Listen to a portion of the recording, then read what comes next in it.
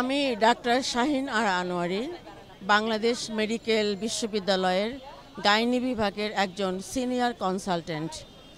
আমি আজকের এই নারী উদ্যোক্তাদের যে কমিশন গঠিত হয়েছে এবং সেখানে পতিতাবৃত্তিকে স্বীকৃতি দেওয়ার যে একটা নির্দেশ দেওয়া হয়েছে সে সম্পর্কে আমি কিছু বলতে চাই। আমি স্বাস্থ্য দিকটা নিয়ে বলবো, যেহেতু আমি একজন চিকিৎসক, গাইনি চিকিৎসক। যদি নারীদেরকে, আমার মা, আমার বোন, আমার সন্তান যদি সুযোগ পেয়ে তারা এই অবাধ যৌনাচারে লিপ্ত হয়, তাহলে তাদের ভিতরে যে এইডস, সিফিলিস, গনোরিয়া সহ আরও অত্যন্ত মরণ ব্যাধি বাসা বাঁধবে। সেগুলোর চিকিৎসা অনেক ক্ষেত্রে দেয়া যায় না এবং আমরা জানি এইডস মানেই হচ্ছে মৃত্যু।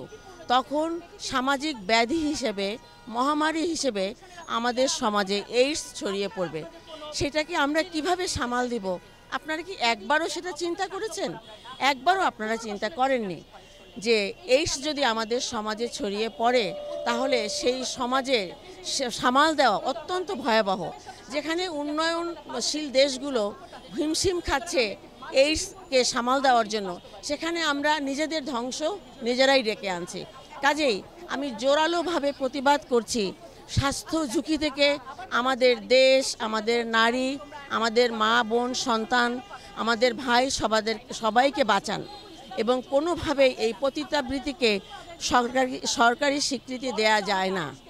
কাজেই এই ব্যাপারে আপনাদের অবশ্যই সচেতন হতে হবে।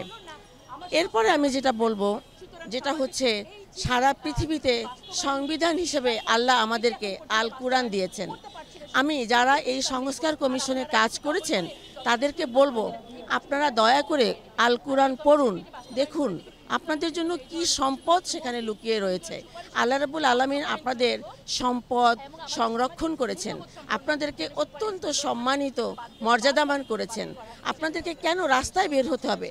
কেন অবাধ যৌনাচার, পতিতাবৃত্তিতে আপনাদেরকে লিপ্ত হতে হবে? আপনাদের জন্য এর চেয়ে অনেক সম্মানজনক পথ, সম্মানজনক রিজিকের ব্যবস্থা করা হয়েছে। কাজেই আমাদেরকে বিনা দ্বিধায় আল কুরআনের নির্দেশ মেনে নিতে হবে। যেই দেশের শতকরা 95% নারী এবং পুরুষ হচ্ছে মুসলমান, সেই দেশে অবাধ যৌনাচার কোনোভাবেই এটিকে সমর্থন করা যায় না। আল কুরআন বলেছেন সামিনা ও তানা, অর্থাৎ আমরা মুসলমান হিসেবে আমরা আল্লাহর নির্দেশ শুনব এবং সেটাকে আমরা বাস্তবায়ন করব। আল কুরআন শুধু পড়ার জন্য নাজিল করা হয়নি, এটাকে সমাজের বিধান, এটাকে সমাজে বাস্তবায়নের জন্যই কিন্তু নাজিল করা হয়েছে। ধন্যবাদ।